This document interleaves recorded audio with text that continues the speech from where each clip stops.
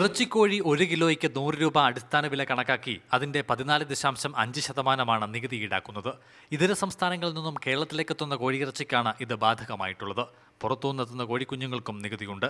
കോഴിക്കുഞ്ഞൊന്നിന് 35 രൂപ കണക്കാക്കി അതിന്റെ 14.5% നികുതി. GST പ്രാബല്യത്തിൽ വരുന്നതോടെ ഈ ഇനത്തിലെ നികുതി പൂർണ്ണമായും ഇല്ലാതാകും. രാജ്യത്ത് ഇറച്ചിക്കോഴിക്ക് നികുതി ഏർപ്പെടുത്തിയ ഏക സംസ്ഥാനവും കേരളമാണ്. ലൈവ് ചിക്കൻ പൂർണ്ണമായും GSTയിൽ നികുതി വിമുക്തമാണ്. അപ്പോൾ ലൈവ് ചിക്കനിൽ നിന്ന് നമുക്കിപ്പോൾ കിട്ടിക്കൊണ്ടിരിക്കുന്ന വരുമാനം കുറവുണ്ടാവും. പക്ഷേ നികുതി അഡ്മിനിസ്ട്രേഷന് ഏറ്റവും ബുദ്ധിമുട്ടുള്ള ഒരു കമ്മോഡിറ്റിയാണ് ലൈവ് ചിക്കൻ പോലുള്ള കമ്മോഡിറ്റി. ഒരുപാട് വ്യാപകമായി കള്ളക്കടത്തൊക്കെ നടക്കുന്ന സാധനമാണ്. ആ തലവേദനകളൊക്കെ ഒഴിവാകും.